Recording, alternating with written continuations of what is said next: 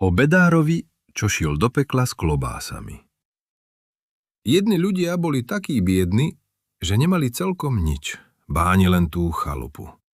No mali oni jedno prasiatko, ktoré pásavali na medziach, a 5 bosých, otrhaných detí. Keď už bieda nemohla byť väčšia a nevedeli, ako z nej von, povedala žena mužovi: Vieš čo? Zabijeme to naše prasiatko, urobíme z neho klobásy a pôjdeš s nimi do pekla.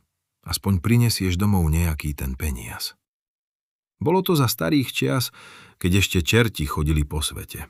No a tak tí ľudia prasiatko zabili a narobili pekných, voňavých klobás.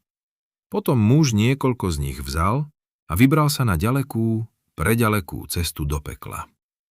Ide cez veľký les a uprostred toho lesa stála malá chalúbka a v tej chalúbke býval jeden starček. Prišiel k nemu úbožiak s tými klobásami a starček sa ho opýtal: Kdeže ideš, dobrý človek? Idem do pekla, žijeme veľmi biedne, chcem tam predať tieto klobásy. A starček pokračoval: A čo chceš za tie klobásy? Nuž, čo by som za ne chcel? Doma mi deti behajú bosé a otrhané. A tak ma moja žena poslala do pekla s klobásami, aby som doniesol nejaký ten peniaz, že aspoň deti zaodeje. Starček mu radil: Nože ty, dobrý človek, nechci za tie klobásy peniaze, lebo z tých by si ty aj tak nič nemal. Pýtaj si to, čo čerti majú na 3. stole. Oni ti to nebudú chcieť dať, budú ti núkať vrece peňazí a dokonca by ti ho vyniesli až za les, ale ty nepovoľ. Dám ti túto palicu, ale že ju z ruky nepúšťaj. A keby sa čerti stavali, že ti nedajú, čo majú na 3. stole, ty im len pohroz palicou. Oni už budú vedieť, čo to znamená, lebo ju dobre poznajú. A hneď ti dajú to, čo budeš chcieť. Bude to biely obrus. Chudobný človek starčekovi poďakoval a šiel do pekla. Ale ešte ani dobre do pekla nedošiel, už čerti vyskočili pred bránu, lebo zacítili vôňu klobás a hneď s chuťou pustili sa do nich. Lenže obrus za klobásy nechcel dať. Núkali mu peňazí, koľko len unesie, ale o obruse nechcel ani počuť.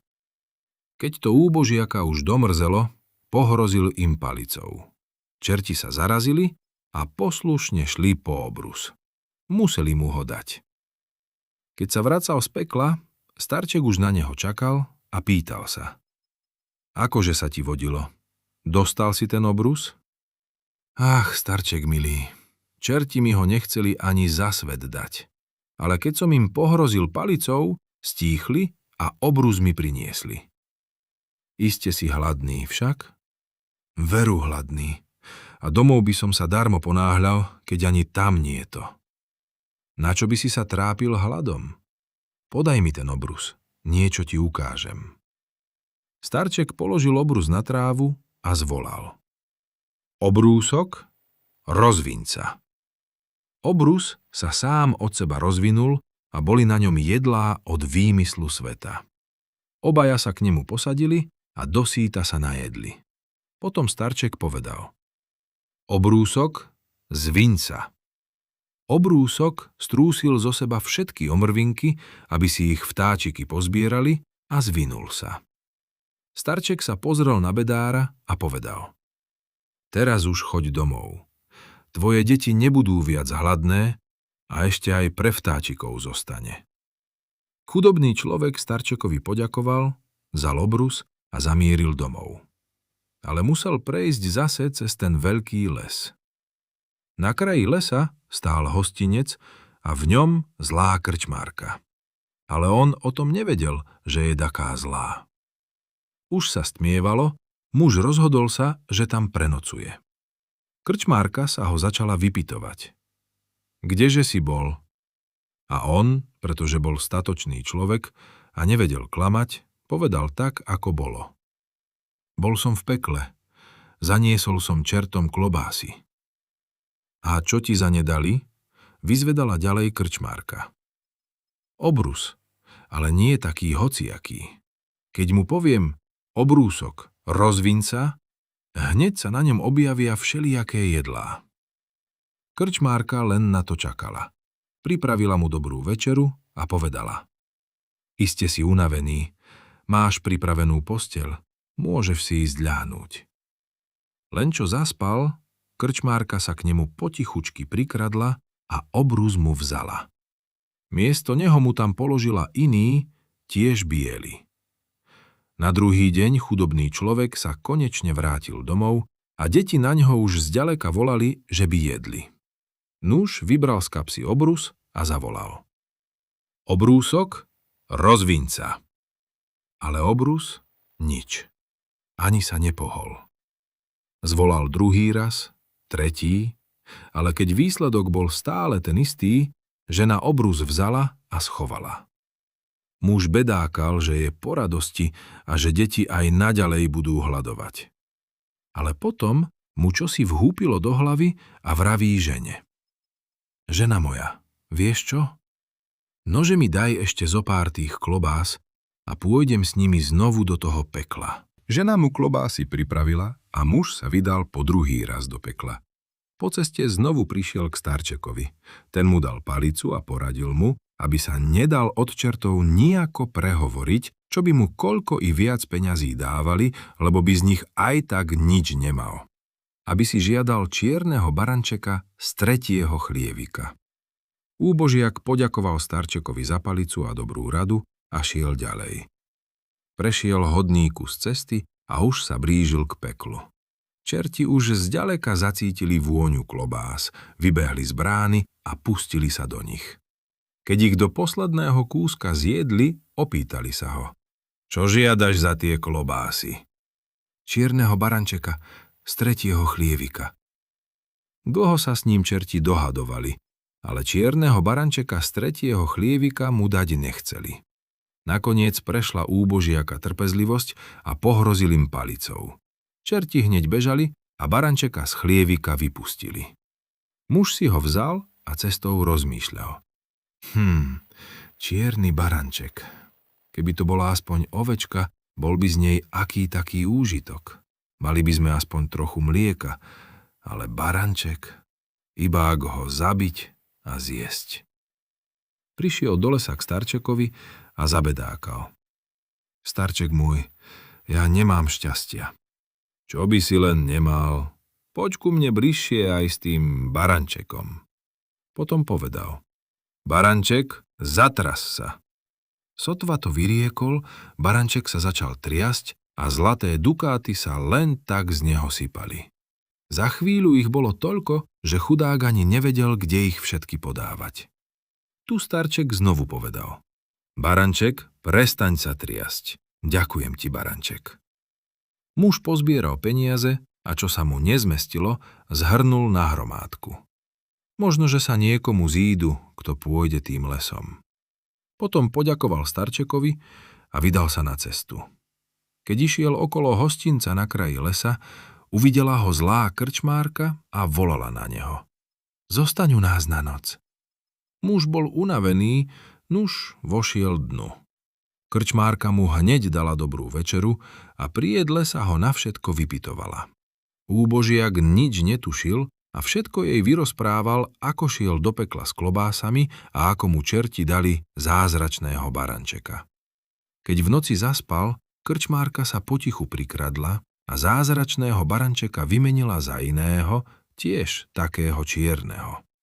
Potom zobudila muža a prikázala mu: Joachim, nože vstaň, vezmi toho barančeka a povedz mu: Baranček, zatras sa. Krčmár vstal, povedal, čo kázala krčmárka, a tu sa hneď začali sypať z barančeka dukáty. Ráno muž poďakoval za nocľah a vracal sa s barančekom domov. Ale nevedel, že vedie iného, nie zázračného od čertov. Keď prišiel domov, žena nemala z barančeka veľkú radosť. Načože nám je baranček, keby to bola aspoň ovečka. Muž začal vyberať zlaté dukáty, čo mal pri sebe, a volal na deti: Poďte sem, deti moje, už máme po biede. Keď deti dukáty pozbierali, priviedol otec barančeka do izby a zvolal: Baranček, zatras sa. Baranček nič. Baranček, zatras sa. Baranček zase nič. Baranček, zatras sa. Ale baranček ani po tretí raz nič. Stojí a ani sa nehne. Nuž povedal muž žene: Daj mi, žena moja, ešte tie posledné klobásy. Nech je ako chce, ale pôjdem zasa do pekla. A s poslednými klobásami šiel muž po tretí raz do pekla. V lese sa znovu zastavil u starčeka. Ten mu dal so sebou palicu a radil mu, aby sa nedal čertom prehovoriť a peňazí za nič na svete nechcel. Nech si žiada len to, čo visí na 3. kolíku. A keby mu to čerti nechceli dať, aby im pohrozil palicou. A ak by bolo treba, nech im ňou aj kožuchy vypráši.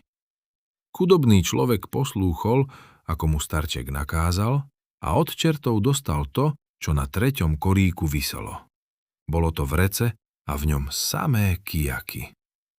Keď sa po ceste zastavil u starčeka, ten mu takto povedal: Choď zase na nocľah do toho hostinca na kraji lesa, lebo tá krčmárka má obrúsok i barančeka a oboje je tvoje. Povedz, aby ti ich vrátila. Keď nebude chcieť, rozviaž toto vrece a povedz: Kijaky, hop na zlodeja.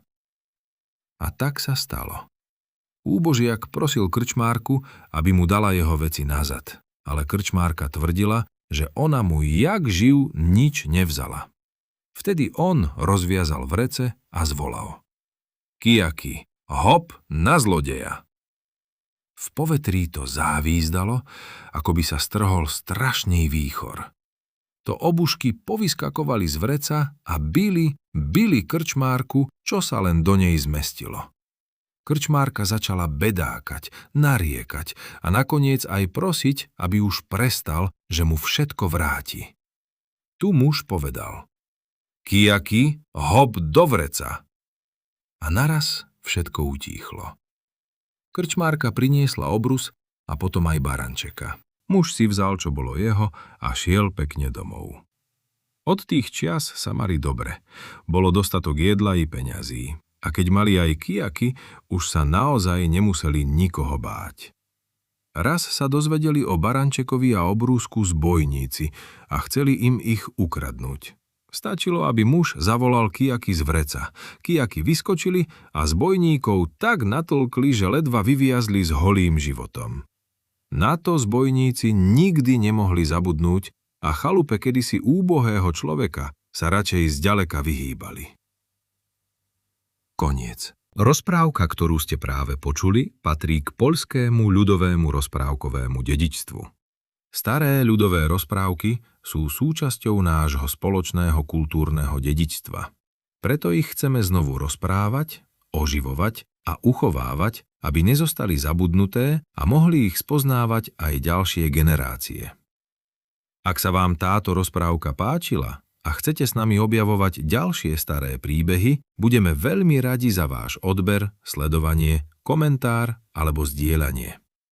Ďakujeme, že spolu s nami pomáhate udržiavať ľudové príbehy živé. Do počutia pri ďalšej rozprávke.